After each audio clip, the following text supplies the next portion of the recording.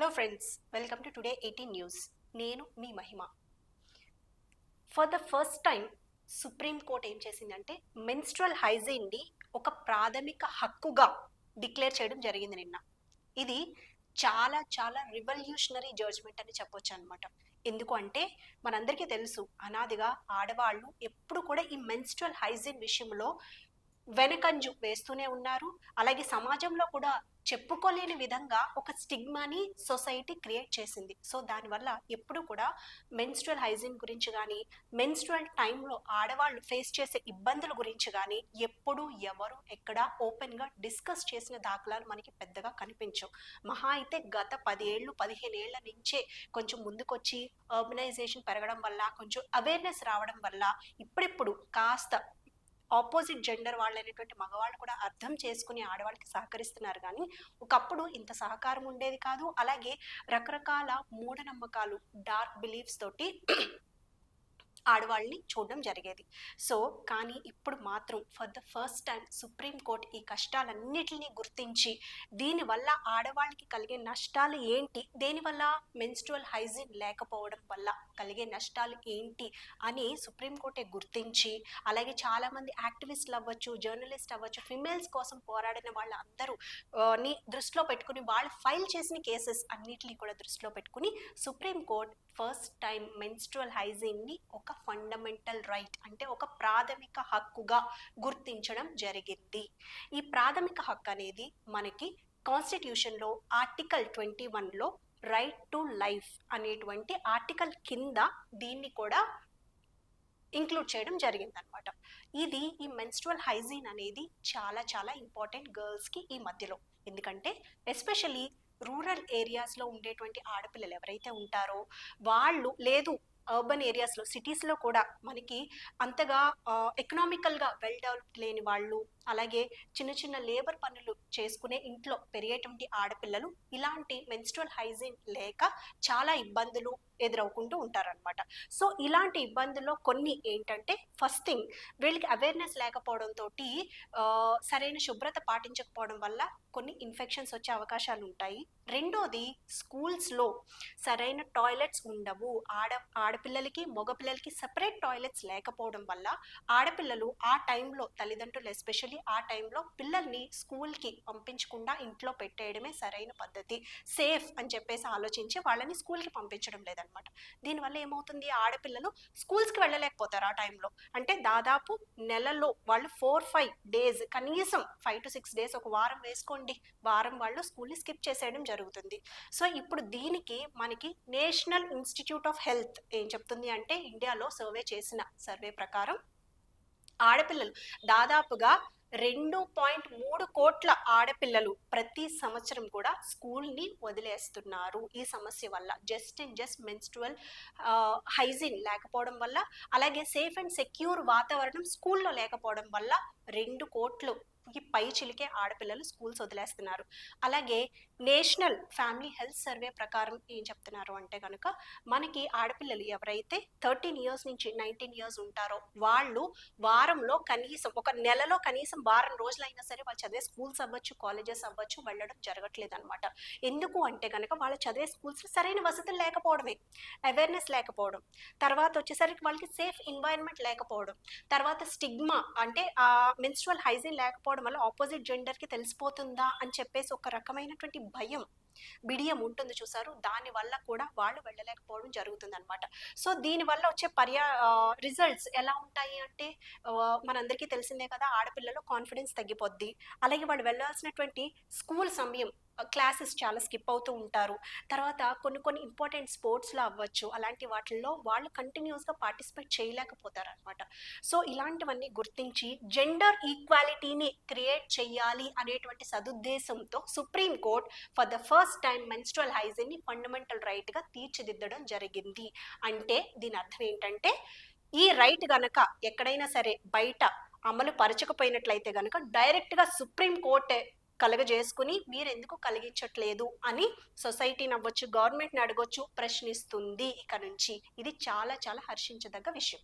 ఇప్పుడు మన విషయంలోకి వస్తే, దీంట్లో సుప్రీంకోర్టు సూచనలు ఏమున్నాయంటే కనుక, ఇక నుంచి ప్రతి స్టేట్లోనూ, ఇండియాలో ఉండే ప్రతి స్టేట్, ప్రతి యూనియన్ టెరిటరీలో, ప్రతి స్కూల్లో కూడా ఆడపిల్లలకి first of all clean and safe toilets arrange చేయాల్సింది మొట్టమొదటిది. ఓకే. అండ్ ఈ క్లీన్ అండ్ సేఫ్ టాయిలెట్సే కాకుండా ఆడపిల్లలకి మగపిల్లలకి టాయిలెట్స్ ఏవైతే ఉన్నాయో అవన్నీ సపరేట్గా ఏర్పాటు చేయాలి. రెండవ రూల్. మూడవ రూల్ వచ్చేసరికి ఆడపిల్లలకి ఫ్రీ శానిటరీ నాప్కిన్స్ అరేంజ్ చేయాలి. అది కూడా ఎస్పెషలీ బయోడిగ్రేడబుల్ శానిటరీ నాప్కిన్స్ని అరేంజ్ చేయాలి. ఇవి గనక అండ్ ఎస్పెషల్లీ నాలుగవది, ఈ టాయిలెట్స్లో కూడా మళ్ళీ డిజేబుల్డ్ పర్సన్స్ ఎవరైతే ఉంటారో ఆడపిల్లలు, వాళ్ళ స్పెషల్ నీడ్స్కి తగ్గట్టుగా టాయిలెట్స్ని సేఫ్గా, వాళ్ళ స్పెషల్ నీడ్స్కి తగ్గట్టుగా డిజేబుల్డ్ ఫ్రెండ్లీ టాయిలెట్స్ని కూడా అరేంజ్ చేయమని చెప్పి సుప్రీంకోర్టు తీర్పు చెప్పడం జరిగింది. ఈ విషయంలో మాత్రం ఈసారి సుప్రీంకోర్టు చాలా చాలా సీరియస్గా ఉంది. ఎంత సీరియస్గా ఉందంటే కనుక ఏ స్టేట్ అయినా, ఏ యూనియన్ టెరిటరీ అయినా సరే ఈ రూల్స్ని గనక పాటించకపోయినట్లయితే గనక వాళ్ళ మీద తీవ్రమైన చర్యలు తీసుకుంటాను స్టేట్ గవర్నమెంట్ మీద అని చెప్పడం. అలాగే ఈ నెక్స్ట్ ఇంకొకటండు, ఈ తీర్పు ఏదైతే ఉందో ఇది బోత్ గవర్నమెంట్ స్కూల్స్కి వర్తిస్తుంది, ప్రైవేట్ స్కూల్స్కి కూడా వర్తిస్తుంది అనమాట. ఏ ప్రైవేట్ స్కూల్ అయితే ఈ రూల్స్ని అండ్ రెగ్యులేషన్స్ని ఫాలో చేయలేదో మెన్స్ట్రువల్ హైజీన్ రిలేటెడ్, వాటికి ఆ స్కూల్స్ అన్నిటిని కూడా డీరికగ్నైజ్ చేసేస్తామని చెప్పడం జరిగింది. సో దీన్ని బట్టి మనకు అర్థమవుతుంది సుప్రీంకోర్టు ఈసారి ఎంత సీరియస్గా తీసుకుందో మెన్స్ట్రువల్ హైజీన్ అనేది మీకు అర్థమయ్యే ఉంటుంది కదా ఈసారి. సో అలాగే నెక్స్ట్ ఇంకా సుప్రీంకోర్టు ఇంకా ఏం చెప్పిందంటే, స్కూల్లో టీచర్స్ అవ్వచ్చు, తర్వాత ఎవరైతే ప్రొఫెసర్స్ ఉంటారో అక్కడ ఉంటారు కదా వాళ్ళందరూ, అక్కడ పనిచేసే స్టాఫ్ అవ్వచ్చు, అందరూ కూడా ఆడపిల్లలకి ఈ విషయంలో వాళ్ళకి కొంచెం అవగాహన కల్పించాలి అని చెప్పడం జరిగింది అనమాట. అవగాహన లేక కూడా ఆడపిల్లలు చాలా సమస్యలను ఎదుర్కొంటూ ఉంటారు ఈ విషయంలో. సో అందుకని చెప్పి అవగాహన కల్పించాలని, అలాగే దీన్ని ఒక టబు అంటే ఒక అంటరాని విషయంగా ఎప్పుడు చూడకుండా, ఇది కూడా ఆడపిల్లల్లో జరిగేటువంటి ఒక న్యాచురల్ బయలాజికల్ ప్రాసెస్ అనేటువంటి అవేర్నెస్ని అందరికీ తీసుకుని రాగలగాలి. తద్వారా దీని నుంచి వచ్చే బిడియం అవ్వచ్చు, సిగ్గు అవ్వచ్చు, ఏవైతే ఆడపిల్లని బ్లాక్ చేస్తూ ఉంటాయో వాళ్ళు ముందుకు వెళ్లకుండా తెలియనితనంతో ఆ బ్లాకేజెస్ అన్నిటినీ కూడా సుప్రీంకోర్టు తీసేయాలి. తద్వారా ఆడపిల్లలు మగపిల్లలు ఈక్వల్గా స్కూల్లో కానీ కాలేజెస్లో కానీ ప్రతి దాంట్లో ఎడ్యుకేషన్లో అవ్వచ్చు, వేరే ఏదైనా ప్రోగ్రామ్స్లో అవ్వచ్చు, ఈక్వల్ పార్టిసిపేషన్ కల్పించాలి అని చెప్పి, జెండర్ ఈక్వాలిటీని తీసుకుని రావాలి అని చెప్పి సుప్రీంకోర్టు ఈ రకమైనటువంటి తీర్పును తీసుకురావడం జరిగింది అనమాట. ఒక ఫండమెంటల్ రైట్, ప్రాథమిక హక్కు ప్రతి ఆడపిల్లకి కూడా ఇక నుంచి ఇచ్చింది. ఎస్పెషల్లీ ఇంకొక చిన్న విన్నపం ఏం చెప్పిందంటే, వీలైనంత వరకు బయోడిగ్రేడబుల్ శానిటరీ ప్యాడ్స్, అంటే మనకి ప్రకృతిలో తిరిగి కలిసిపోయే విధంగా ఉండేటువంటి శానిటరీ ప్యాడ్స్ ఏవైతే ఉంటాయో అలాంటి వాటిని చూస్ చేసుకోమని చెప్పింది అనమాట. ఎందుకంటే మనం వాడే ప్లాస్టిక్ శానిటరీ ప్యాడ్స్ ఏవైతే ఉంటాయో సో కాల్డ్, అవి ఒక్కొక్క ప్యాడ్ కూడా మళ్ళీ తిరిగి భూగర్భంలో కలిసిపోవడానికి, భూమిలో కలిసిపోవడానికి దాదాపుగా 500 నుంచి 700 సంవత్సరాలు పడుతుందండి. సో అదే అందుకని చెప్పి అంత కాలం పెట్టాలి అంటే ఈలోపు వాటిని మేనేజ్ చేయడం కూడా చాలా చాలా పెద్ద తలనొప్పి అయిపోతుంది అనమాట శానిటరీ వర్కర్స్కి పాపం. ఎస్పెషల్లీ మనం బయట పారేసిన తర్వాత వాళ్ళు ఉట్టి చేతులతో వాటిని సెగ్రిగేట్ చేస్తూ ఉంటారు, ఏమి గ్లౌస్ కూడా వేసుకోకుండా. సో అది యాక్చువల్లీ పాపం వాళ్ళ హెల్త్కి కూడా మంచిది కాదు, అలాగే మనం నివసిస్తున్నటువంటి భూమికి కూడా అంత మంచిది కాదు. కాబట్టి వీలైతే కనుక బయోడిగ్రేడబుల్ శానిటరీ ప్యాడ్స్ని అందరూ యూజ్ చేయడానికి ట్రై చేయండి. అండ్ ఈ తీర్పు వల్ల మాత్రం నిజంగా ఇట్స్ అ రివల్యూషనరీ తీర్పు. ఇదేంటంటే ఒక పాలసీ కాదు, ఇక నుంచి ఒక ప్రివిలేజ్ కాదు, కానీ ఇది ఒక ప్రాథమిక హక్కు, ప్రతి ఆడపిల్ల యొక్క హక్కు. స్కూల్లో ఇక నుంచి అందరికీ కూడా ఉచితంగా శానిటరీ ప్యాడ్స్ అనేవి మీకు అందించడం జరుగుతుంది. అలాగే ఆడపిల్లలకి మగపిల్లలకి వేరుగా టాయిలెట్స్ ఉంటాయి. ఆడపిల్లలకి ఎక్స్ట్రా సేఫ్టీస్తో, అంటే మీకు లోపలే ఒక డస్ట్బిన్ ఉండడం జరుగుతుంది. అలాగే అయితే మీకు బాత్రూంలో అయినా అరేంజ్ చేస్తారు, వాష్రూమ్లో అయినా అరేంజ్ చేస్తారు శానిటరీ ప్యాడ్స్. లేదంటే కనుక మీకు స్కూల్లోనే ఎవరైనా ఒకరిని పెట్టి, ఒక స్టాఫ్ని పెట్టి వాళ్ళ అండర్ కంట్రోల్లో శానిటరీ ప్యాడ్స్ మీకు సప్లై చేయడం జరుగుతుంది. సో ఆడపిల్లలు ఇక్కడ నుంచి ఎవరు దేనికి భయపడాల్సిన అవసరం లేదు. అలాగే నెక్స్ట్ స్కూల్ని ఈ భయంతో మీరు స్కిప్ చేయాల్సిన అవసరం కూడా ఉండదన్నమాట. సో తద్వారా మీరు కూడా ఎడ్యుకేషన్లో బాయ్స్తో సమానంగా పార్టిసిపేట్ చేస్తూ అవేర్నెస్ క్రియేట్ చేసుకుని మీ అంతటి మీరు బలపడి కాన్ఫిడెన్స్ని, మీ డిగ్నిటీని, అలాగే అన్నిటికంటే ముఖ్యంగా మీ చదువుని, మీ కెరియర్ని మీరు సరిదిద్దుకునే గొప్ప అవకాశం సుప్రీంకోర్టు ఇప్పుడు ఇచ్చింది.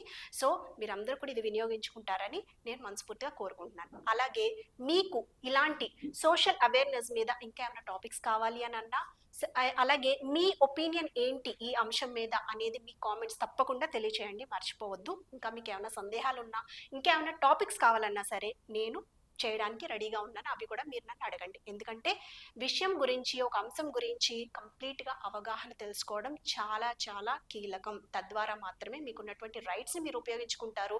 మీరు ప్రశ్నించే మీకు కావాల్సినయన్నీ మీరు మీ అంతట మీరు తెచ్చుకోగలుగుతారు. మీ కాళ్ళ మీద మీరు నిలబడతారు. అదే మా టుడే 18 న్యూస్ యొక్క మెయిన్ స్పైన్ మోటివ్.